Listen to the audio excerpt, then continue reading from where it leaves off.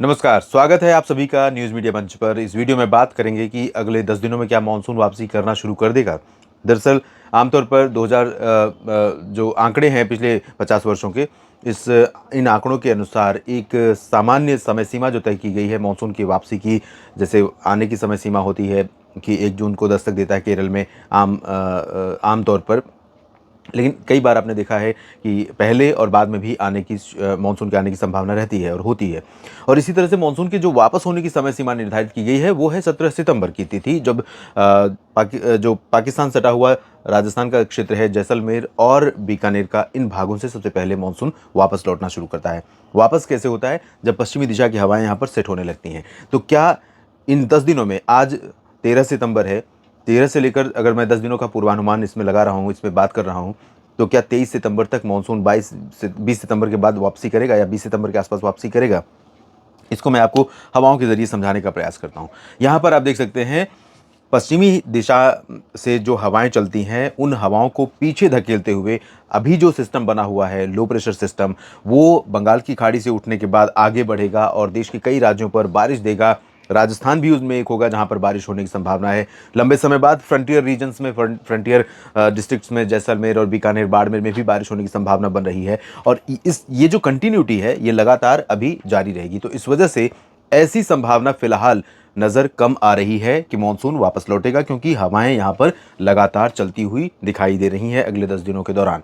तो मानसून इस दौरान वापसी नहीं करेगा, मानसून की वापसी में विलंब होगा। और अगर इस सिस्टम के बाद फिर से सिस्टम बना बंगाल की खाड़ी में, तो भारत के कई राज्यों में फसलों को बड़े पैमाने पर नुकसान होगा, पहले बारिश न होने की वजह से और अब ज़्यादा बारिश होने की वजह से।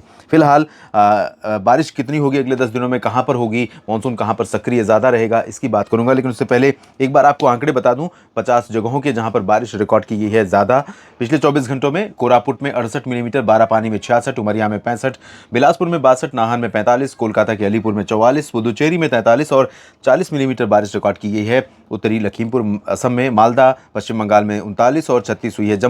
जम्मू में देखिए, बिल्कुल भी मॉडल इंडिकेट नहीं कर रहे थे, लेकिन यहाँ पर बारिश अच्छी खासी रिकॉर्ड की गई है। चांदबाली ओडिशा में 33, मायाबंदर अंडमान निकोबार में 31, अगरतला त्रिपुरा में 28, कोलकाता में दमदम एयरपोर्ट पर 28 मिलीमीटर वर्षा हुई है और कोहिमा में भी 28 मिलीमीटर बारिश रिकॉर्ड की गई। उत्तर प्रदेश का बहराइच, उत्तरी मध्य क्षेत्र, यहाँ पर 26 मिलीमीटर वर्षा हुई है। पुरी में बारिश रिकॉर्ड की गई है 25, 24 हुई है। देहरादून में, परंजीपेटे में 23, 22 मिलीमीटर बारिश रिकॉर्ड की गई है। भवानी, पटना और कलिंगापट्टनम में, कोडलूर में बारिश 21 मिलीमीटर हुई है। लुधियाना में भी 21 मिलीमीटर वर्षा रिकॉर्ड की गई। लुधियाना पंजाब में बिल्कुल भी मॉडल इंडिकेट नहीं कर रहा था, लेकिन अनुमान था कि हवाएं हैं, थोड़े से बादल आएंगे। तो राजस्थान के कुछ हिस्सों में अच्छी बारिश हुई है, हरियाणा के कुछ हिस्सों में अच्छी बारिश हुई है, और उत्तर प्रदेश में तो हो ही रही है, मध्य प्रदेश में हो रही है, लेकिन पंजाब में भी बादल पहुंच गए हैं बरसने के लिए। और कार निकोबार में 17 मिलीमीटर वर्षा रिकॉर्ड की गई। कोटा में भी, राजस्थान में 17 मिलीमीटर बारिश हुई है। उलुबेरिया में 16, 13 मिलीमीटर बारिश कई जगहों पर रिकॉर्ड की गई है। और ये शहर हैं अंबाला, बागती, मिनिकॉय, पटियाला, शिवपुरी और बरहामपुर में 12 मिलीमीटर वर्षा हुई है। साथ ही साथ भुवनेश्वर और बुलंदशहर में भी 12 मिलीमीटर बारिश हुई है। 11 मिलीमीटर बारिश रिकॉर्ड की गई है 4 शहरों में, और ये हैं जगदलपुर, कैलाशहर, पारादीप, संबलपुर। भोपाल के बैरागढ़ में 10 और छपरा में 10, लुमडिंग में 10 और साथ ही साथ मलंजखंड और पंचमढ़ी में भी 10 मिलीमीटर वर्षा दर्ज की गई है। इसके अलावा गोपालपुर में 9 और प्रयागराज में भी 9 मिलीमीटर बारिश हुई है, और 8 मिलीमीटर बारिश का आंकड़ा रहा है कैनिंग, चेरापूंजी, कूचबिहार, धनपुरी, कोटायम, ये 5 स्थानों पर।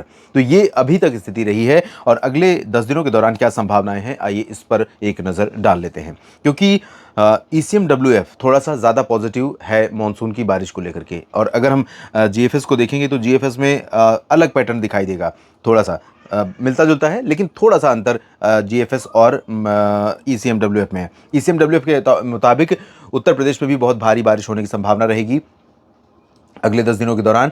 और ओडिशा से लेकर छत्तीसगढ़, मध्य प्रदेश, महाराष्ट्र के तटीय इलाके, गुजरात के तमाम हिस्सों में देखिए, यहाँ पर गुजरात का कच्छ और सौराष्ट्र रीजन और पूर्वी रीजन भी प्रभावित होगा। व्यापक वर्षा यहाँ पर होने की संभावना रहेगी। राजस्थान में काफ़ी दिनों के बाद काफ़ी ज़्यादा बारिश होने की संभावना बन रही है, और यहाँ पर दक्षिणी पूर्वी या उत्तर पूर्वी क्षेत्रों में तो होगी ही होगी, पश्चिमी भागों तक भी बारिश के बादल पहुंचेंगे। पंजाब और हरियाणा पर भी ये 10 दिन बारिश, 10 दिनों के दौरान कुछ एक जगहों पर स्पेल बारिश के देखने को मिलेंगे। दिल्ली भी होगा, और उत्तराखंड, हिमाचल हिमाचल जम्मू कश्मीर में तो बारिश ऑन एंड ऑफ जारी रहेगी कई जगहों पर, क्योंकि तराई वाले रीजन से धीरे धीरे चुपके चुपके ये हवाएं लगातार वहाँ पहाड़ों पर पहुँच रही हैं। वहाँ इकट्ठा हो रहा है मॉइस्चर, ऊपर जा रहा है, ऊपर उस जगह पर जहाँ पर बादल बनते हैं और बादल फॉर्म हो रहे हैं, क्लाउड फॉर्म हो रहे हैं और पैचेस में कुछ कुछ जगहों पर बारिश यहाँ पर देते जा रहे हैं। तो इस तरह की संभावनाएं अगले 10 दिनों के दौरान पहाड़ों पर कश्मीर से लेकर उत्तराखंड के बीच में बनी रहेगी। पूर्वोत्तर में अच्छी बारिश होगी, बिहार में बहुत अधिक बारिश नहीं होगी, लेकिन कई बार बारिश के स्पेल बिहार में भी आएंगे और झारखंड पश्चिम बंगाल में तो होगी ही होगी। साउथ पेनिनसुलर रीजन में तटीय इलाकों में, चाहे वो पूरब का तट हो या पश्चिम का, इन भागों में व्यापक वर्षा होगी।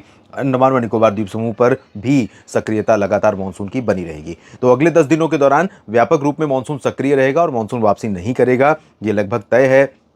कई राज्यों में बारिश होगी। अब भारी बारिश से कैसे अपनी फसल को बचाना है, ये किसान भाइयों के सामने चुनौती होगी उन जगहों पर जहां फसलें परिपक्व अवस्था में पहुंच गई हैं। तो अभी परीक्षा की घड़ी आपकी समाप्त नहीं हुई है, पहले सूखे ने सताया है और अब बारिश परेशान करने वाली है। तो तैयार रहिए, लेकिन हिम्मत रखिए, हौसला रखिए, इस मुश्किल घड़ी से भी आप निकल आएंगे और निश्चित तौर पर आप बेहतर फसल इन विपरीत परिस्थितियों में देश को, समाज को देंगे और अपनी जीविका के लिए भी आप खुद संबल बनकर अपने परिवार के लिए खड़े रहेंगे। हौसला हारना आपने नहीं सीखा है, ये देश जानता है, पूरी दुनिया जानती है। और अन्नदाता हैं, अन्नदाता कहने से कुछ लोगों को आपत्ति होती है कि वो अपना व्यवसाय कर रहे हैं, लेकिन रियल अर्थों में अन्नदाता आप ही हैं, किसान ही हैं।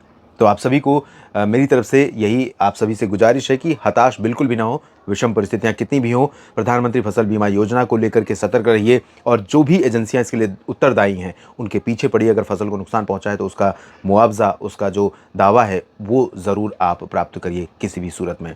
और अगर नहीं मिलता है तो आवाज़ उठाइए, अपने क्षेत्र में तमाम प्रतिनिधियों के माध्यम से आवाज़ उठाइए। फिलहाल ये वीडियो देखने के लिए आप सभी का बहुत बहुत शुक्रिया। जानकारियाँ ठीक लगती हैं तो किसान भाइयों लाइक और शेयर करना ना भूलें। चैनल को सब्सक्राइब नहीं किया तो सबसे पहले कर लीजिए। आप सभी का फिर से मैं धन्यवाद करना चाहूँगा। नमस्कार।